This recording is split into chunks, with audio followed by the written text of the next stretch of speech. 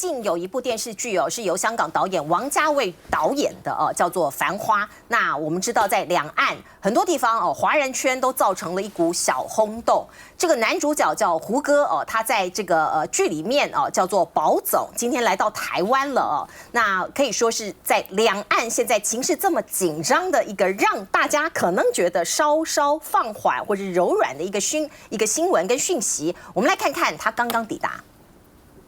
好，演出《琅琊榜》《繁花》等大陆知名的作品的一线演员胡歌呢，他在稍早时候已经抵达台湾了。这一次是睽违6年亮相，可以看到他是身穿一身绿色的西装外套，搭配白色内里、灰色裤子，而且一现身的时候就跟在场的媒体还有粉丝们热情的挥手打招呼，心情看起来非常好。那这一次好久不见，而且呢，现场粉丝非常热情，还用手机拿出来想要跟他自拍，胡歌也亲切的跟对方合照。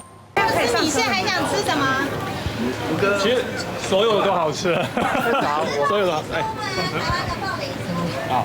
相隔这么久，是不是想念台湾的粉丝？胡歌有最想吃吗？借过一下，借过一下。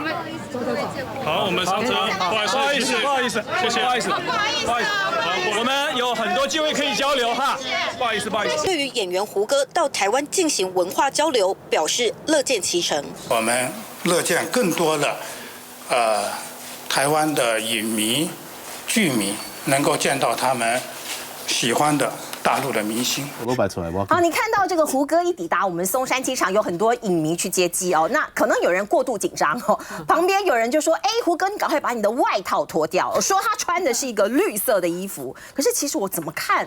都不像绿色的啊就大家有时候可能太过政治联想或太紧张了。那有人讲这一次胡歌可以顺利来台湾交流，是有人在中间穿针引线，那个人是郑文灿。不过郑文灿很快就否认说没有，可是我乐见两岸的善意胡歌这一次来是要跟青年人对话，尤其是拍影片的这些影视界的年轻人。那他睽违6年来台，6年前他是来参加颁奖典礼的那陆委会证实说，对，这一次是专案申请，所以让他们来交流。刚刚国台办也有回应了，他说宝总到宝岛是好事，因为胡歌在这个《繁花》里头就叫做宝总那因为这部戏我有看，他在戏里面真的超帅的。我的了解是这样子这个邀请这个胡歌来的是台北市影音制作这个工会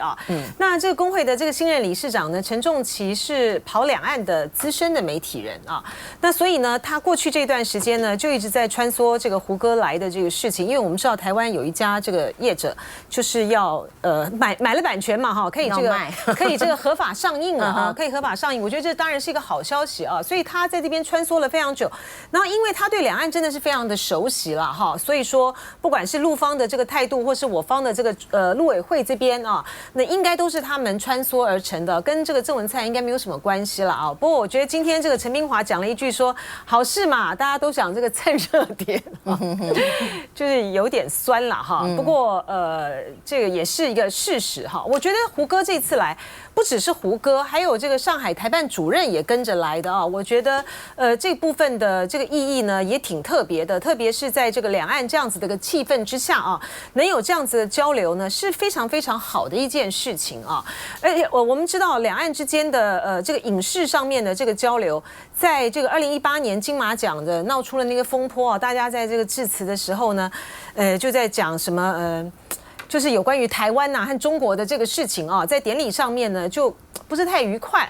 所以后来呢中国大陆方面呢就禁止大陆的这个影视作品呢到台湾来参加这个金马奖，这其实是一件非常可惜的事情就是因为呢我们的这个金马奖真的是这个华人地区里面最具有权威性、最具有代表性的一个奖项，可是它没有办法交流了。这一次能够透过《繁花》能够在台湾这个上映，然后胡歌能来，我觉得在这么冰冻的这个气氛之下呢，是流露出了那么一点点的这个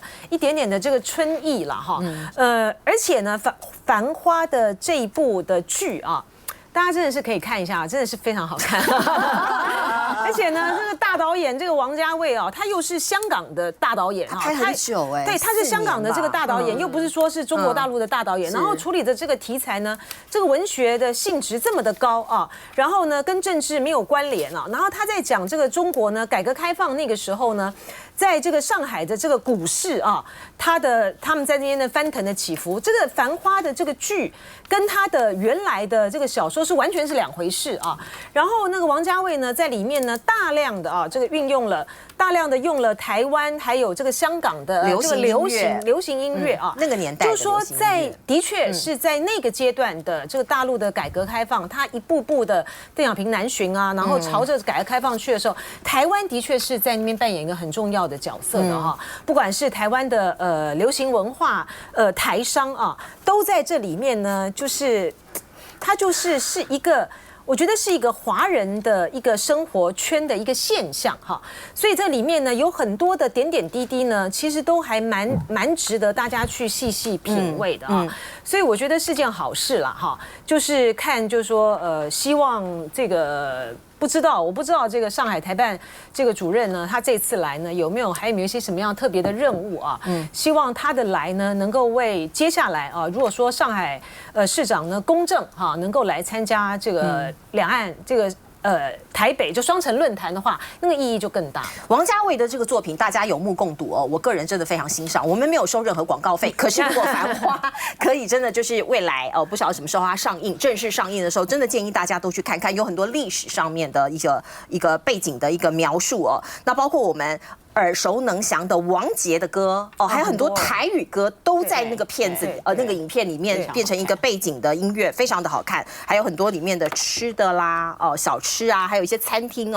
据说也造成他们一股包括这个热潮，很多观光客也过去了。来。请教晚会，我想这永远都是有交流比没有交流好哈。那我想这种软性的这种艺文的这种交流，绝对是比较好的哈。因为透过一个戏剧的一个表达，就像刚刚前子提到，在剧里面两边的这个不同的一种文化的一个内容，都可以在剧里面来做一个表现，也让双方的这个民众都可以透过剧来了解彼此的一些生活的一些状况哈。那为什么讲说有交流没比交流好哈？因为我想现在的两岸这样的关系，其实真的相对是比较冰的哈。那我们刚刚前面两题所讨论到的，包含这一次的这样的一个这个他们对岸的这个，它是一个快艇嘛哈，直接就开进了我们的这个淡水港哦。我看这个顾立雄，我们的新的这个国防部长，他说针对这个状况刚刚范云委员有讲嘛，应该要检讨。那我们顾部长是说要来研议应该要好好来研议相关怎么样来精进。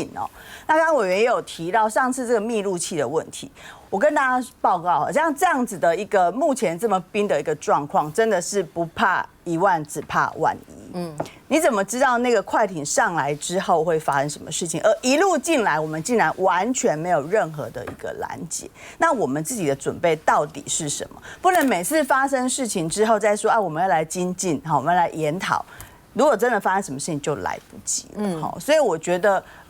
一个是我们自己的准备，另外一个就是像胡歌这次来透过这样的一个文化交流，彼此可以更理解彼此的一个状况。那有这个过程当中的沟通包含工会这边的一个相关的联络，这个都是一个活动的开始见面都这中间都有彼此有非常多要往来的一个书信啊、电话这些东西交流啦，有交流有感情，都知道说彼此在想什么，这样这绝对是比完全不交流好，降低敌意。是我补充一点哈，因为那个33会不是去了这个大陆，然后见了这个宋涛嘛？对。那宋涛呢就在强调两岸是一家人啊等等这个之类的哈。我觉得这个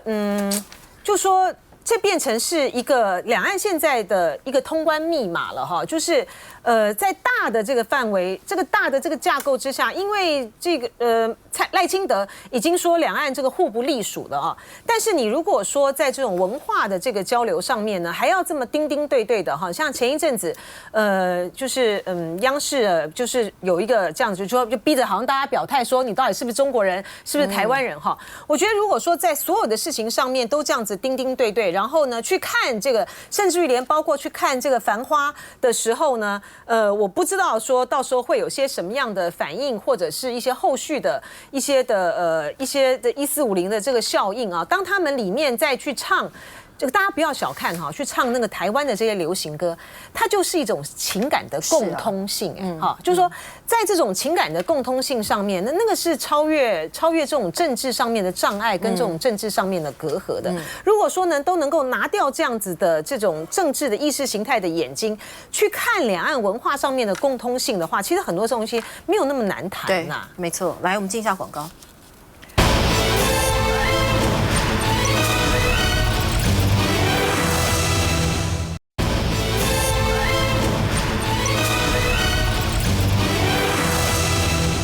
好，我们台湾到底有没有缺电哦？执政党告诉我们没有，电很够哦。那有时候会跳电，那是电网脆弱的问题。可是我们看到美国的财经频道 CNBC 啊，他做了一个专题报道哦，他报道的内容是这样，他示警台湾的电力短缺恐怕会冲击全球的产业，他看的还是全面。我们来看看。报告委员准备好了。经济部长郭志辉挂保证电力没问题，不过民进党立委关心外媒报道有美国智库学者担忧台湾面临电力短缺疑虑，对全球科技业、晶片业者是一大警讯。缺电影响全球是事实，但是我们没有缺电。我们没有缺电，我们准备好了。对不对？我们在准备，好，应该是好。怎么自家立委在追问，部长回答就没这么肯定？国民党立委关心，那现在绿电从哪来？我的供电还是大于需求的，还会有个7% 的电力缺口，加起来有10%的电力缺口。你现在告诉我不用担心的理由到底是什么？我们为什么可以不用担心？我们在之前就已经把这都考虑进去了。我们过去个人的这个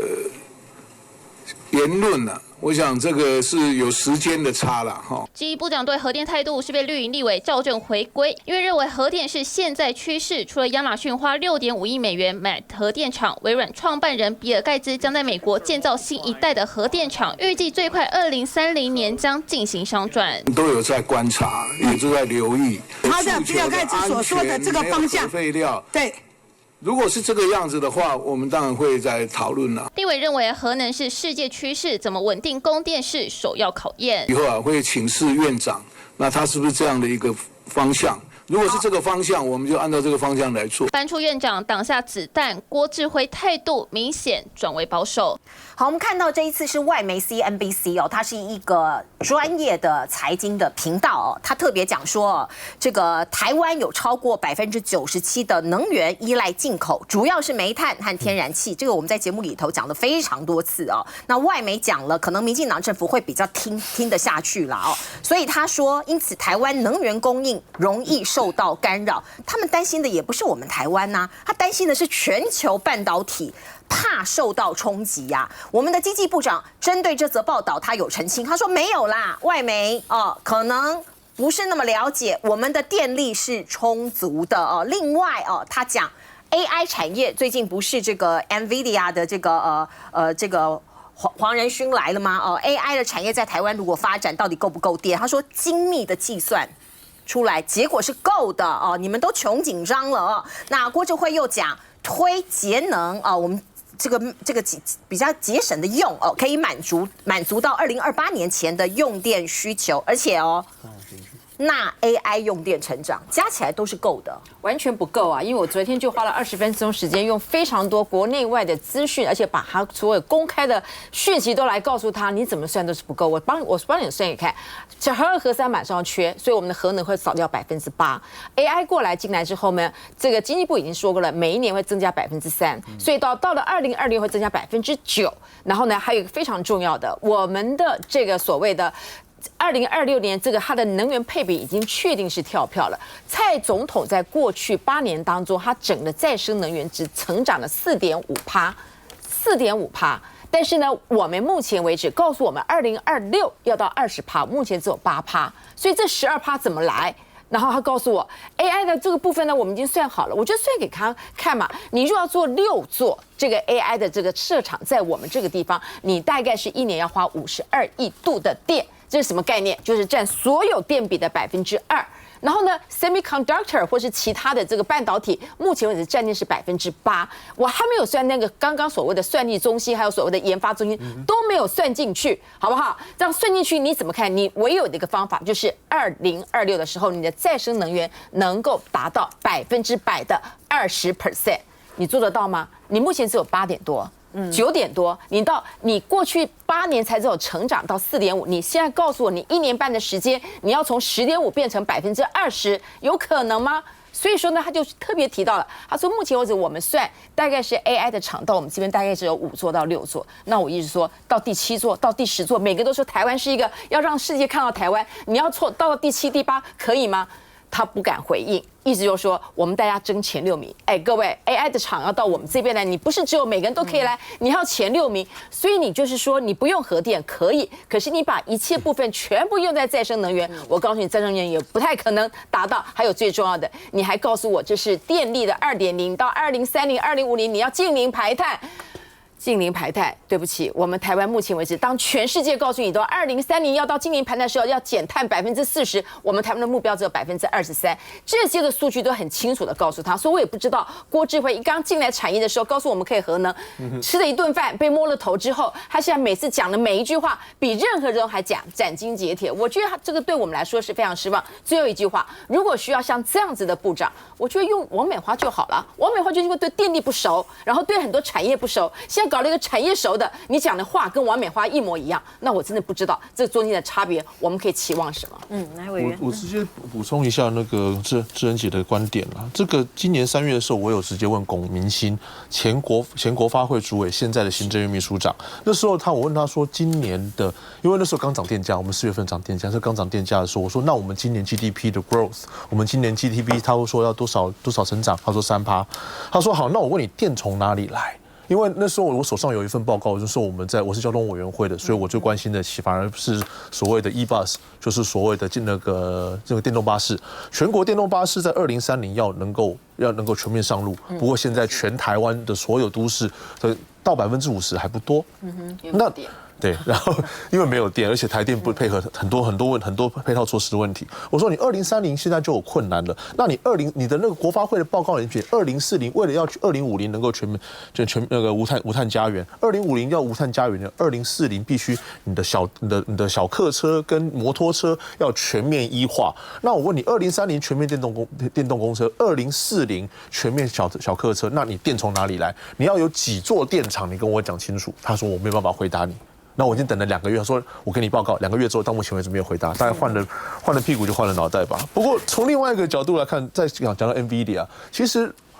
黄仁勋是台湾籍没有错，不过他毕竟是个商家，他是个企业家，他是个美国人。那美国人一向是 Before I save the world, I have to save myself。我必须拯救自己才能拯救世界，所以说要他把一个设计中心、一个 research center 这么重要研发中心放在一个在美国之外的地方，他必须符合3个条件。第一个，电必须充足，可是这个电不是只有普通的电而已。2025现在已经明年开始 ，C-band 也就是欧盟开始要对于你用碳你用火力发电所做出来的碳全面开始去所谓 charge，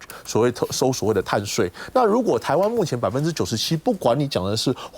煤炭也好，还是天然气也好，你现在用这样的发电能力发电的话，2025你的产品毕竟会被收到很高的碳税。所以在这个前提之下的话，台湾其实如果说以他们 NVIDIA 的公司来讲，是不是一个电力充足而且水力也充足的好地方，这是个大问号。在第二个，台湾现在目前我们刚刚讲到，全世界4个最有可能发生国际战争的地方，台湾是其中之一，是不是最有可能的？我们不知道。但是如果你把一个价值几兆美金的研发中心放在一个兵凶战危的地方，我认为一个企业体、一个跨国企业体来讲，尤其是一个目前强压着 Intel、强压着全世界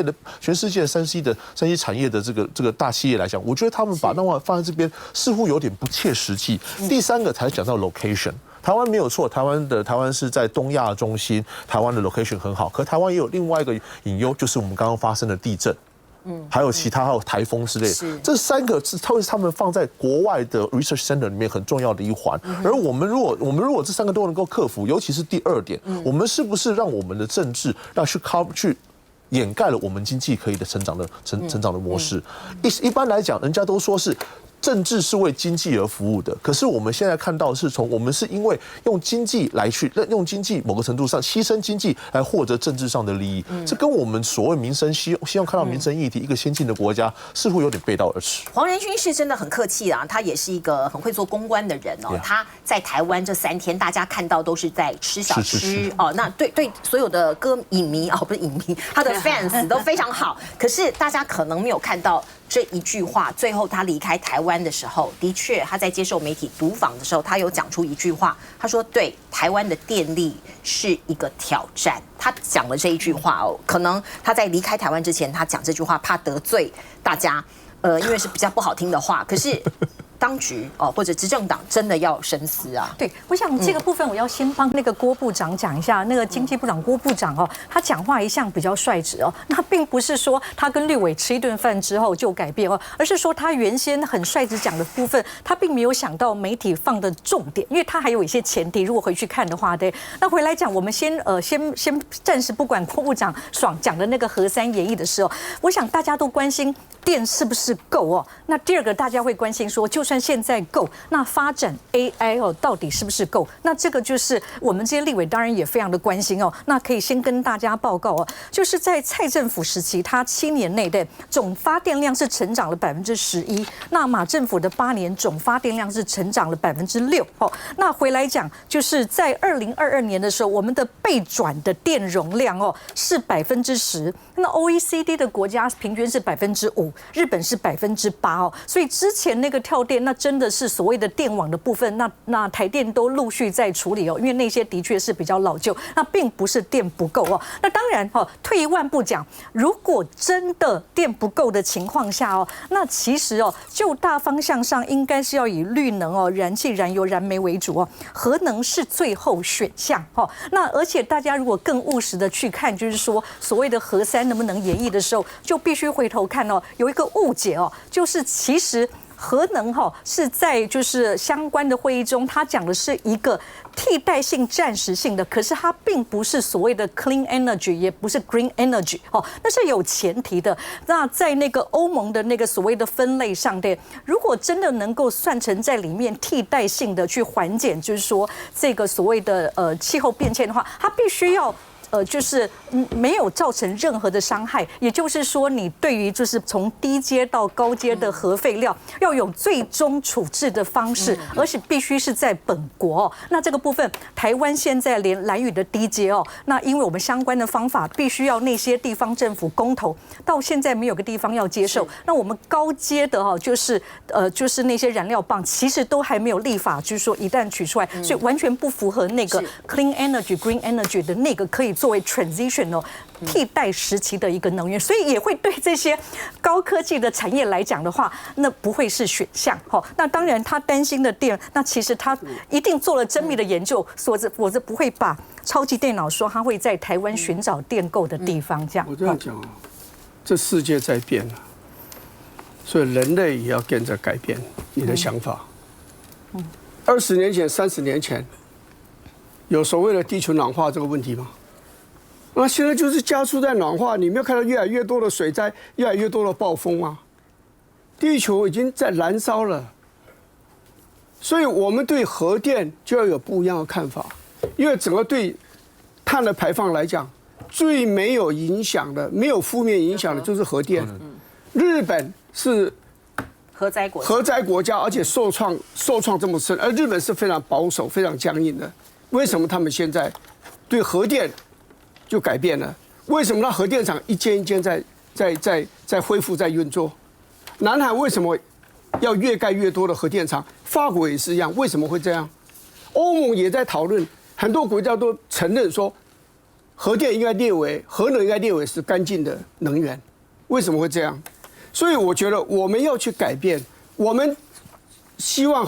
能够使用核电的原因，是因为2个原因。第一个，你要保护我们自己百姓吧。你烧那么多的煤，烧那么多的天然气，台湾肺腺癌的人越来越多，每一个得到肺腺癌，坦白讲都应该要告民进党，要叫你们负责国赔。我讲老实话，他们命可以不必送掉，就是民进党包着这个神主牌，害死了这么多人，害死很多家庭的破碎。第二个，我们要保护这个地球。对不对？所以核能的概念整个是要去改变的。第二个就是说，我对我们这个郭部长是有一点看法了。你也71岁了嘛，你也见过世面的人嘛，你也经营过企业经营很成功嘛，对不对？那你最先你讲法就是说，如果你们修法通过，立法院修法通过，核2、核3可以延役20年、30年，这是你讲的话哦。然后你跟民进党立委吃个饭出来，你改变了，你告诉我你的心路历程是什么？你不是3岁的小孩，当部长这是个政务官，古时候这叫做大臣。你这样的改变叫做无大臣之风，你知道吗？你这是无大臣之风啊！你看《讲梦里戏草》里面就有讲到这个事情啊，对不对？你做这么大的改变，可是你没有一个完善的理由，我们只能解释为说你太珍惜你经济部长的位置了，所以你丢掉了你的原则，丢掉你原来的价值观。我如果这样子，人家对你的相信度是很低的。万一你推动政策的时候，人家都帮你打折，6折、7折、5折都打下去了。是当官是一时的啦哦。如果说你的价值可以得到更多人的尊敬，恐怕会比较好一点。来进一下广告。